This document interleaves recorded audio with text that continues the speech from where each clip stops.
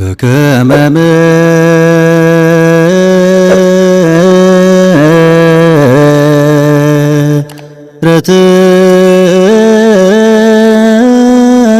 ምሕረትከ Maqaa Abbaa kan Ilmaa kan Hafuura Qulqulluu Waaqa tokkoon ni amanna amiin.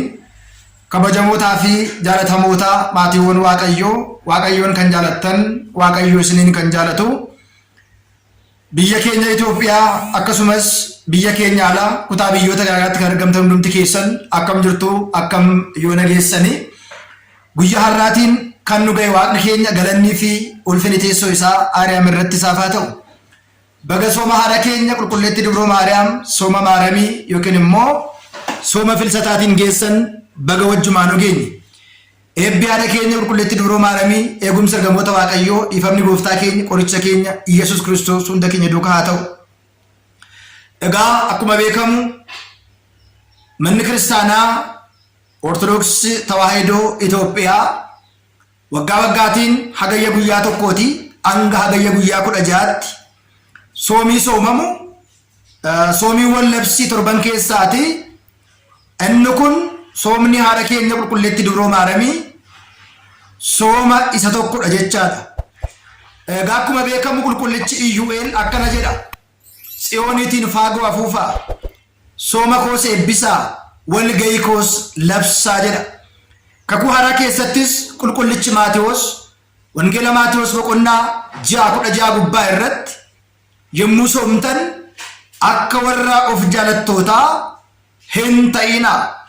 Isaan yommuu sooman fuula isaanii guduunfu, fuula isaanii gurraachessu, namoonni akka isaaniif baraniidhaaf karaa irrattis bakka hundumaa irratti mallattoo sooma isaanii ni agarsiisu jedha.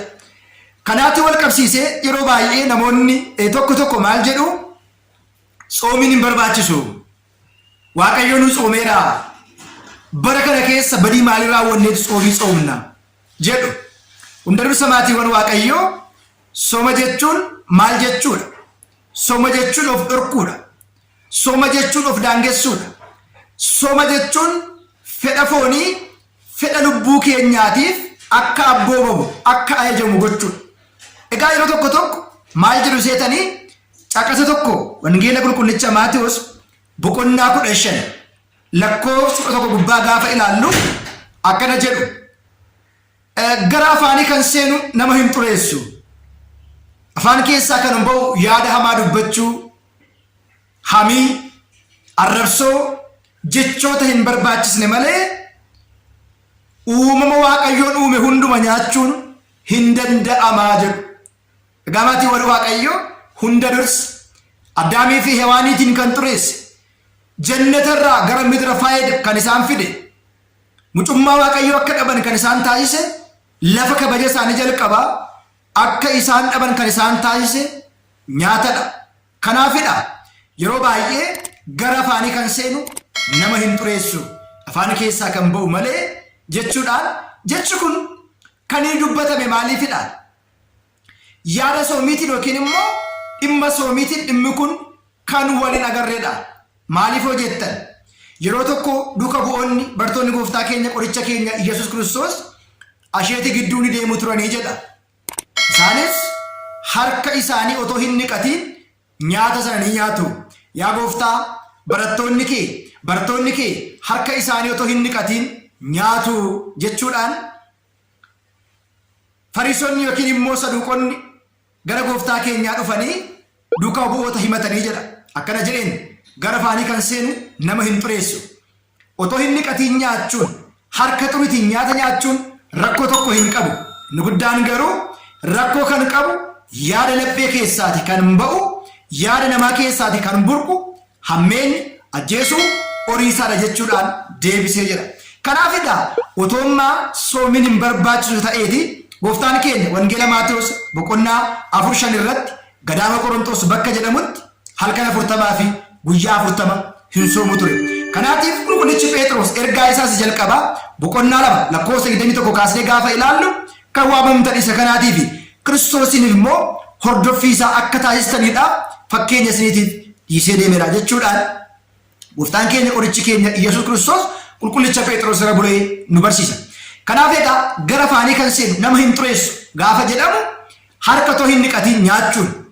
Abbichi sun yoo inni keessi isaa isa diduu baate harki isaa dhiqatamuu yoo baate harka isaa dhiqachuu yoo baate harka hin dhiqanne nyaata yoo nyaate rakkoo hin qabu isa jedhudha. Kanaaf egaa soomiin hin barbaachisu hin jedhu. Yommuu soomtan immoo akka warra of jaalattootaa akka warra of tuultotaa hin ta'inaa. Fuula keessan dibadhaa. Qaama keessan hin gurraachesinaa. Namni akka beekuuf immoo hin soominaa.